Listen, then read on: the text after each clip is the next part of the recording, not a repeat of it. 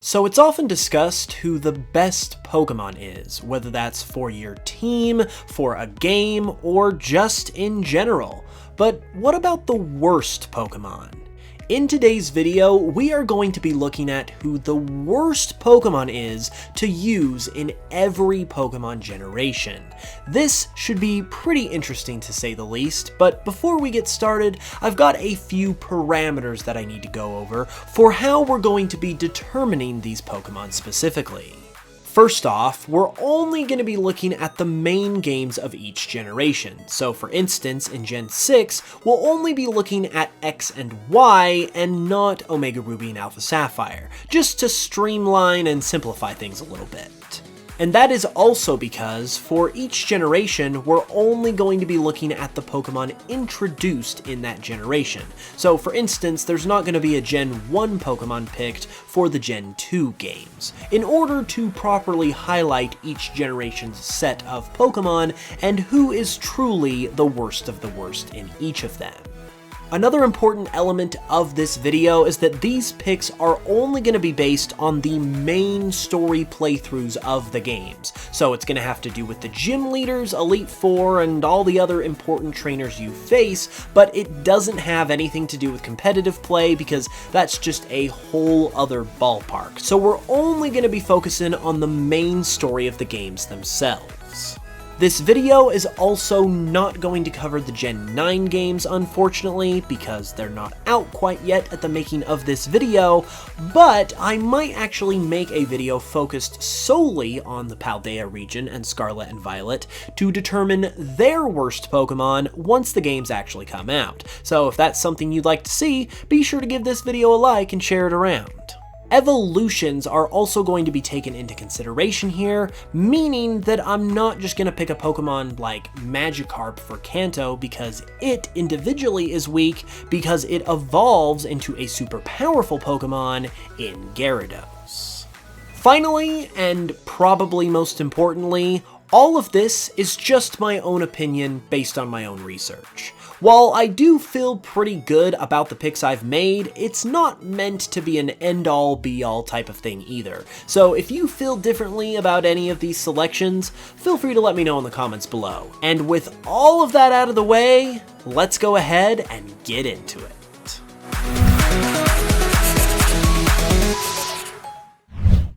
Speaking of the worst Pokemon, have you ever noticed how people like to complain about Pokemon a lot, like with how terrible all of the trees look apparently? Well, if you want to see better trees in video games, be the change that you want to see, and check out today's sponsor, Southern New Hampshire University.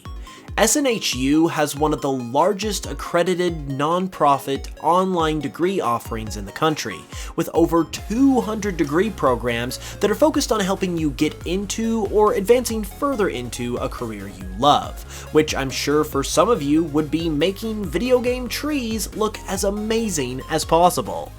SNHU has a game development program where you can learn how to create dynamic gameplay experiences with game AI, game physics, 2D and 3D graphics, and even interface design. You'll also learn how to program and how to create and texture 3D models, with all courses taught by industry experts. The courses at SNHU are also extremely flexible because there are no set class times, meaning that you can fit it into your own schedule in whatever way works best for you.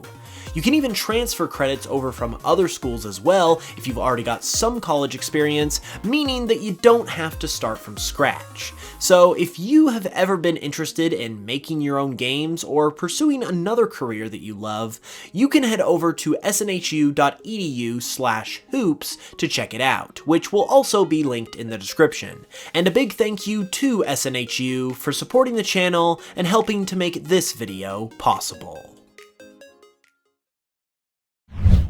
First up is Generation 1, and when it comes to Pokemon Red, Blue, and Yellow, the absolute worst Kanto Pokemon to use in these games, in my opinion, is none other than Onix. A big factor in determining all of these worst Pokemon are all of the significant trainers that you have to battle in each of the games, namely the gym leaders, the Elite Four, and the champions. Basically, anyone who is a specialist in a certain type that is also a boss character is someone that we have to pay attention to. And when it comes to all of the different type specialists that you are going to have to go through in Kanto in order to beat these games, the rock type is the type that is the weak to the most of them. And that is part of the reason why I have selected Onix as the worst of the worst here. However, its secondary type, Ground, also comes in tied at second place for the largest amount of weaknesses to Kanto's Elite Four and Gym Leaders. So right off the bat, Onix is not in a good position to perform against all of these boss characters that Kanto has to offer. Onix's base stat total is also only 385, which isn't really good, and it's not able to evolve into its evolution Steelix in Gen 1 obviously, but it doesn't even have access to it in the main story of any of the other Kanto games either. A whopping 50% of Onix's base stat total is also dedicated to its defense as well, meaning that it's pretty much terrible in every other stat category, and therefore can basically do nothing to help itself other than take a hit, and its defense stat is really not going to do that much anyway, since as we said, it's weak to so many of the Gym Leaders and Elite Four members in the Kanto region, which is why I have declared it the worst Pokemon to use in Kanto.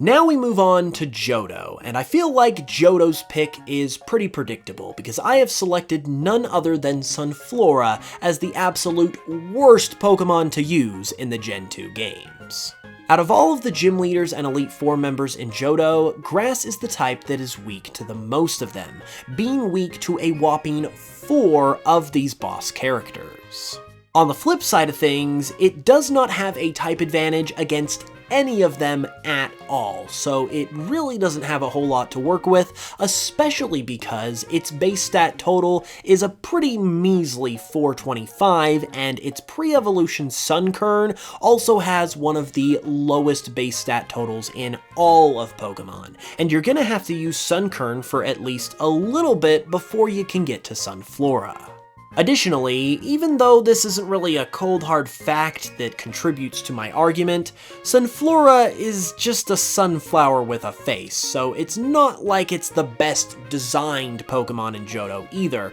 and for all of those reasons, I think it easily sits as the worst Gen 2 Pokemon to use in the Johto games.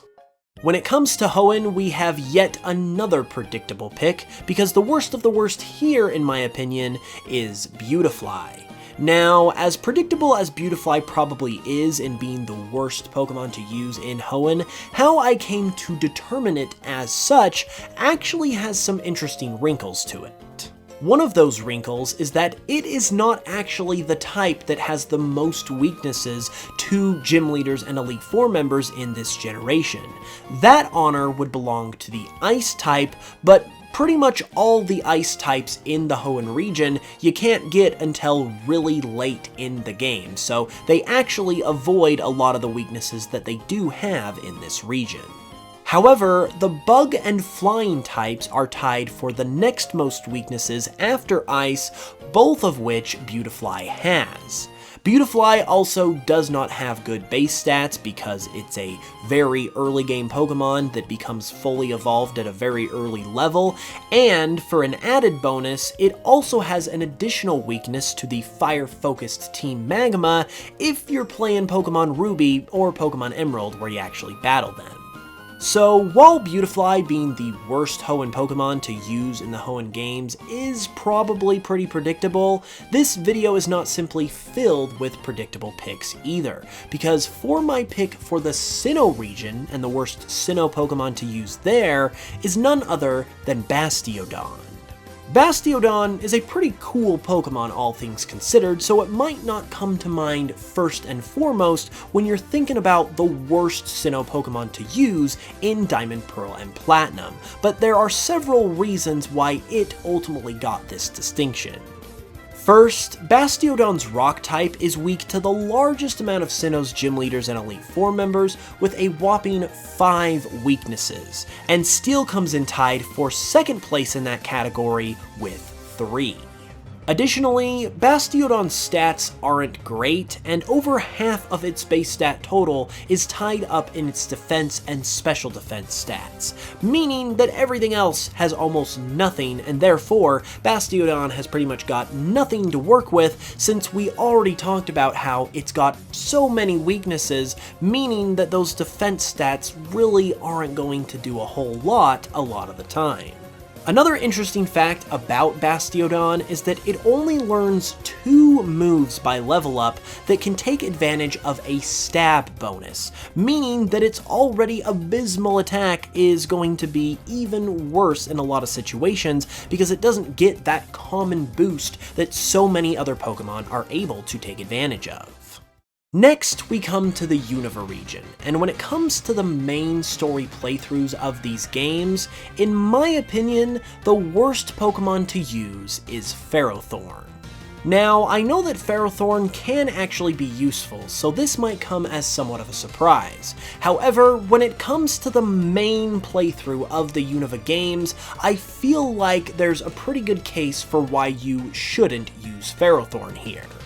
Once again, looking at the gym leaders and Elite Four members and the types that they are strong against, Grass is the one that is the weak to the most of them, with a whopping 5 weaknesses, and meanwhile, Ferrothorn's other type, Steel, has 3 weaknesses. Put together, they have 4, which is still more than any other single type besides Grass. Ferrothorn also only has a base stat total of 489, which isn't great, and it also has some especially low stats, like its speed. The thing, in my opinion, that really clinched this, though, is that Ferrothorn doesn't evolve from Ferroseed until level 40. Meaning that you're going to have to use that Ferroseed until around the 5th or even the 6th gym, or possibly even later depending on when you get a Ferrothorn, and its base stat total is even worse at 305, and having to deal with that at such a late point in the game is really what made the difference for me in determining Ferrothorn as the worst Pokemon to use in a standard Unova playthrough.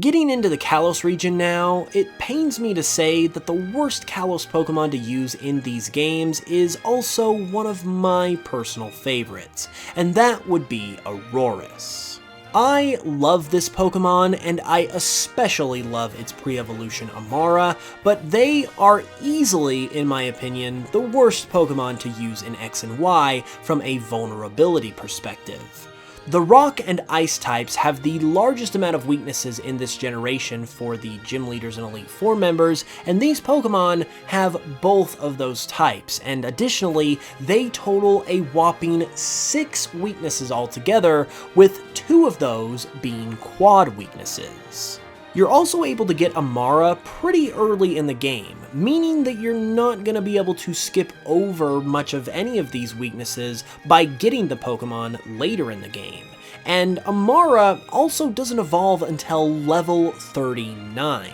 meaning that you're going to be stuck with its pretty not so good base stat total of 362 until about the 5th or 6th gym. I love these Pokemon, so I wish they were better, but they are definitely at the bottom of the barrel when it comes to in-game viability in X and Y. While it pained me to have to anoint Aurorus as the worst Pokemon to use in Kalos, however, it brings me great joy to say that Crabominable is definitely the worst Pokemon to use in the Alola games.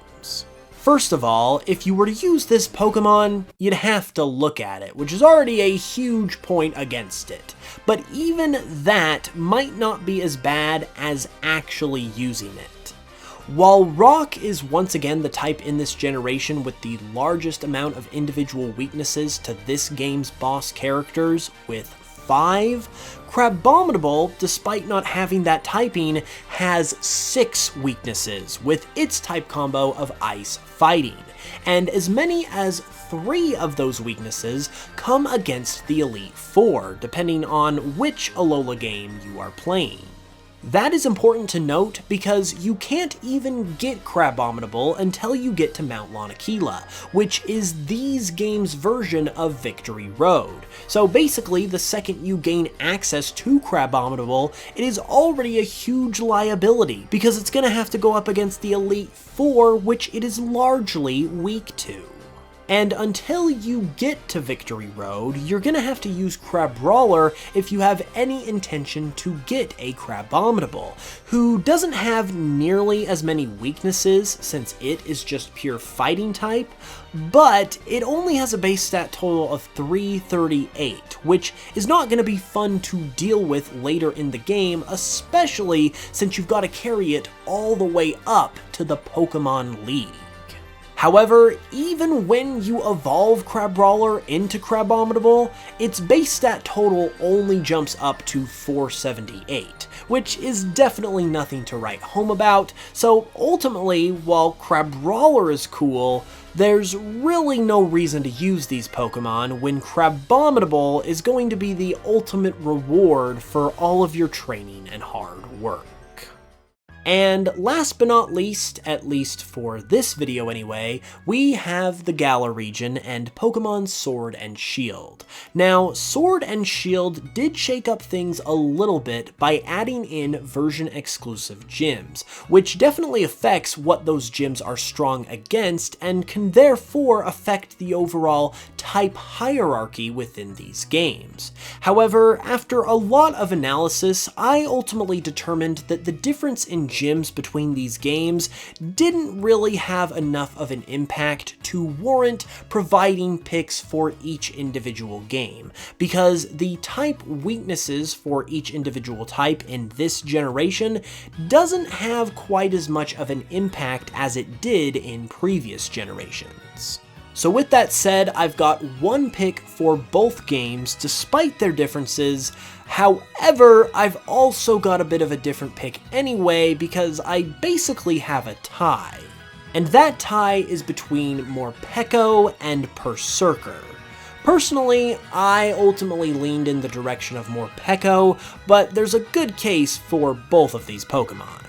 First off, when it comes to Morpeko, while the type weakness thing doesn't play a huge role in Galar like I just mentioned, Morpeko does have a couple of weaknesses to some of Galar's key opponents, and with a base stat total of only 436, it doesn't really have a whole lot to fight back with. The only thing that kind of saves Morpeko in my mind from being the sole worst Pokemon here is the fact that you can't obtain a Morpeko until later on in the game, so it does get to dodge a lot of that game experience, and therefore you might not have to struggle as much with it.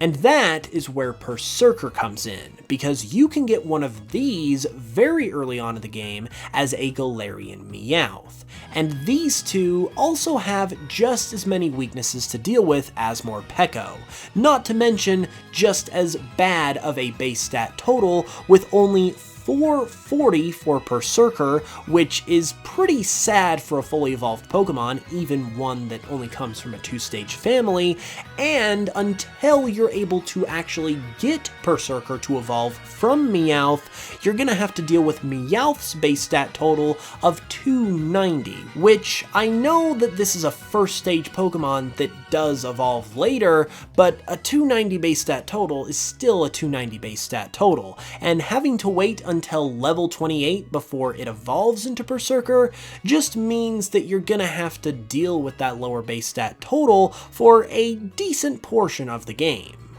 Ultimately, however, it was Berserker's low base stat total of just 440, once again, that really kind of clinched it as the worst of the worst in my opinion. But the reason why I couldn't give it the sole crown here either is because it is a steel type and therefore resists 10 of the 18 currently available types, which is kind of a big deal that is going to come in really handy for Berserker, and therefore I can't ignore it. But I also don't know, given all of those other weaknesses, if it excuses Berserker entirely.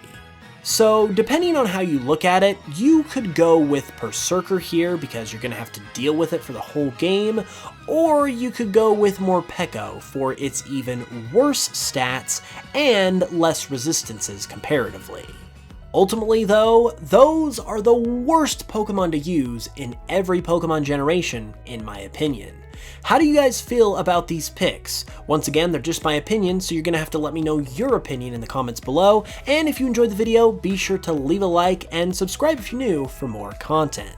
Also, if you guys are interested in winning a free copy of Pokemon Scarlet and Violet, check out my Pokemon remixes on Spotify. If I get enough new listeners on there by the time the games come out, I am going to be giving away a copy of the games, and potentially multiple if we can get enough new listeners. So be sure to check that out if you can, and it also just supports the channel in general, so it's really appreciated. With that being said, I will be back with another video very soon, so in the meantime, until then, thank you guys so much for watching this one, I really appreciate it, and I will smell you guys later.